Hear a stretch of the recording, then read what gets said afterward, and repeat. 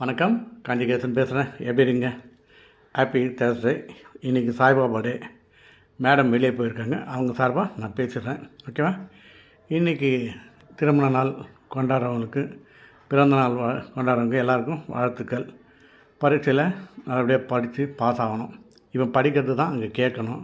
நான் ஜென்ரலாக கேட்குறேன்ட்டு கேள்வி. நான் இன்றைக்கி மார்னிங் என்ன டிஃபன் சாப்பிட்டேன், நான் இப்போ என்ன ட்ரெஸ் போட போகிறேன் அப்படின்னு கேட்டால் அது ஒன்றும் வேலைக்கு ஆகாது. ஏன்னா அது அவனுக்கே தெரியாது. அது மாதிரி கேள்வியும் கேட்டு கொலாப்ஸ் பண்ணாதீங்க. ஓகேவா? சும்மா ஜாலியாக எடுத்துக்கலாம். அப்புறம் இன்றைக்கி வேலை தேடுறது வேலை கிடைக்கட்டும் விருப்பப்படி. அதே மாதிரி என்னுடைய பிரார்த்தனைனா வரம் தேடி அலைவனுக்கு நல்ல கணவன் மனைவி அமையட்டும். பெரியவங்களுக்கும் சின்னவங்களும் டிஸ்டர்பன்ஸ் இல்லாமல் லைஃப் ஆட்டு ஸ்மூத்தாக போனால் போதும். அதான். ஓகேவா? அப்புறம் நேற்று என் ஃப்ரெண்டு வீட்டுக்கு போயிருந்தேன். அவர் பையனை கல்யாணம் பண்ணிவிட்டு அவர் வீட்டிலே வச்சுக்காமல் அவருக்கு 2 பொண்ணு ஒரு பையன். பொண்ணுங்க அவங்க வீட்டுக்கு போயிட்டாங்க, மாமியார் வீட்டுக்கு, மாப்பிள்ளை கூட. பையனை இவர் வச்சுருக்கலாம், இருந்தாலும் இவர் தனியாக வைக்க போகிறேன்ட்டார். என்ன விஷயம் கேட்டால், இருக்கட்டும் எல்லாம் வேணாம், தனியாக இருந்து சண்டே ஆனால் வரட்டும், அப்படி போட்டோம், அவ்வளோதாங்க. இவரும் அதே மாதிரி சொல்கிறாரு. அந்த பொண்ணு வீடு சொல்லி 2 பேருக்கும் மிடில் வச்சுட்டாங்க. அதாவது பொண்ணு வீடுக்கும் இவர் வீட்டுக்கும் நடுவில் வச்சுட்டாங்க. நேற்று சாயந்தரம் போயிருந்தேன்.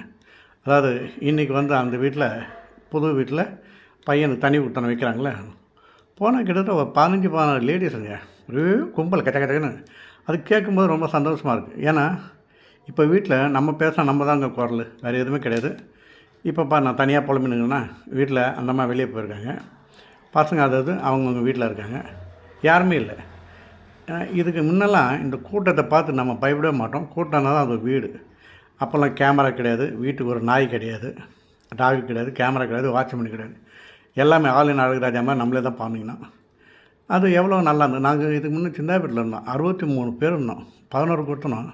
அந்த 63 பேருக்கும் ஒரே டாய்லெட் தான், ஒரு கிணத்து ரூம். அங்கே அந்த கிணத்துல தண்ணி எடுத்து அப்படியே குளிக்கணும், அவ்வளோதான். ஒரு பாத்ரூம், ஒரு டாய்லெட்டு. அந்த டாய்லெட்டில் மார்னிங் பார்த்திங்கன்னா ஒரு 10 பக்கெட் நிற்கும் லைனாக.